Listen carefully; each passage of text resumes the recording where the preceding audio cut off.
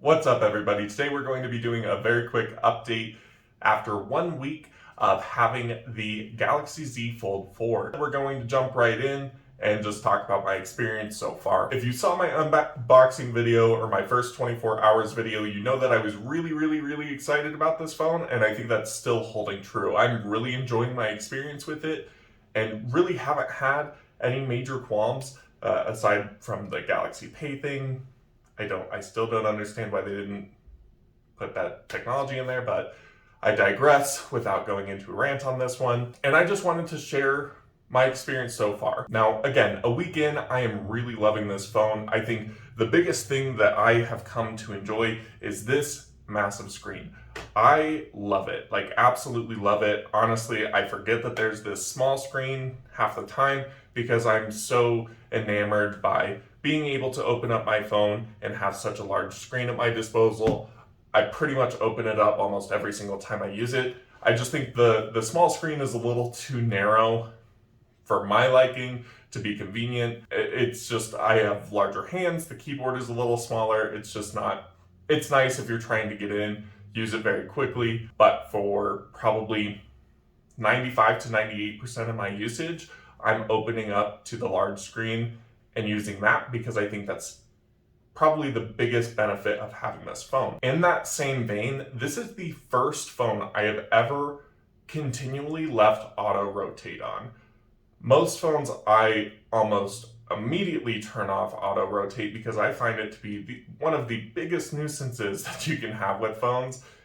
When you're like laying in bed and you turn your phone sideways and all of a sudden the screen completely rotates and then you're looking at a web browser that doesn't necessarily look good when it's turned sideways, or various applications that just don't look as good when you're looking at the screen narrow and trying to scroll through and read or whatever you're trying to do. This phone, however, when auto rotate is on, especially because I use the big screen so often, it really doesn't matter.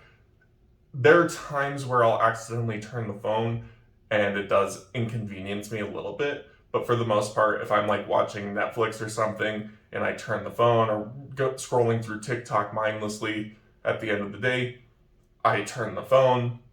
The aspect ratio doesn't shift too much, so the videos are still easy to watch.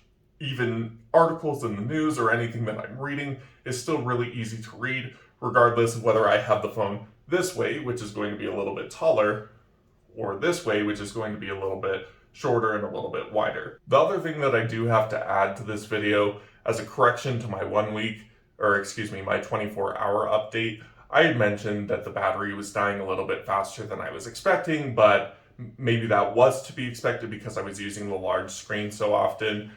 The next day, I actually went in and tested how long the battery lasted for, and so I had 6 hours and 44 minutes of screen time, and at 11 hours and 40 minutes, I was at 15% battery. With that, I think I've just become really accustomed to charging my phone every time it hits 30 or 40%, even though I don't really need to because I'm working at home and I have my charger constantly available all day long. But realistically, this battery is going to last you through your workday pretty easily, even if a lot of your workday is spent goofing around on your phone. One of the big things that you might be wondering if you're an individual that's considering a fold, but isn't quite sure on if the screen is going to negatively impact your viewing, I honestly don't notice it very often. Sometimes I'll be sitting there scrolling and I'll notice when I brush over the middle of the screen, or if I'm in a really bright light that is reflecting off the curve. But for the most part, I don't notice it, and I really don't think it detracts from the experience. If anything, I'm really looking forward to future iterations where that crease becomes less and less noticeable, because I think this product will have a lot of mass appeal, assuming that it doesn't stay incredibly high priced.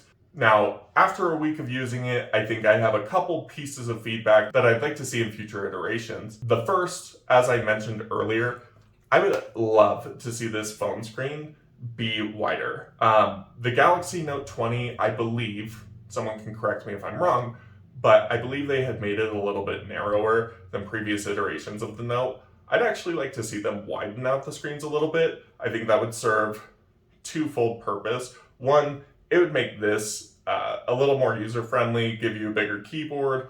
It would also make this even bigger, which I'm 100% a fan of. Having a full-size tablet would be really, really cool if you could fold it up and use it as a phone. Obviously not 100% full size, like I don't need it to be this big, bottom of my hand for reference of like how big I would expect a tablet to be, but a little bit wider on the main screen, the main screen while it's closed would be nice to have like essentially the Galaxy Note 20 Ultra on the outside if you wanted to use that, or flip it open and then you have the Z Fold on the inside. That would be really cool. I think it would actually encourage me to use the exterior screen a lot more, but I understand they're still refining this device, and so we kind of have to deal with what they're doing right now. I think the other benefit of increasing the size of the exterior screen would be that it increases the overall size of the device, which means that I don't have my S Pen in this room with me, otherwise I'd pull it up, but it means that you'd have more real estate to navigate around the hinge that's inside of it, where you could put the S Pen in the device. I think putting the S Pen on the back of the case is pretty inconvenient. Now, for the case that comes from Samsung, it makes a massive, massive bump on the back end of the screen. And if you're looking at some third-party cases from like OtterBox or Spigen, whatever the brand name is, then you get into cases that have the S Pen slot right here where you can pop it in, but I think it's really inconvenient that you have to block off the volume rocker or the thumbprint scanner / standby button / whatever the actual technical term is for that button.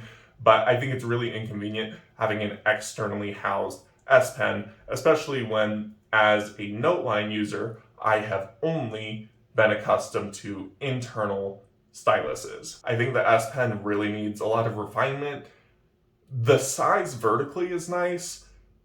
The shape and the width of it, I'm just not a huge fan of. Like, you would think they made it significantly bigger. I'm a big person. Using a significantly bigger S Pen as a big person is gonna be great. Well, it is and isn't. It is and it isn't. The main qualm I have is that because of the shape, it's really slick, and it has a tendency to rotate in my hand when I don't want it to, which causes me to accidentally click the button on it and erase what I'm doing within Samsung Notes. And I don't think it's super comfortable in the hand. So another thing out of those two things that I've noted that I think should be refined, I guess that would put that at 3 things that should be refined.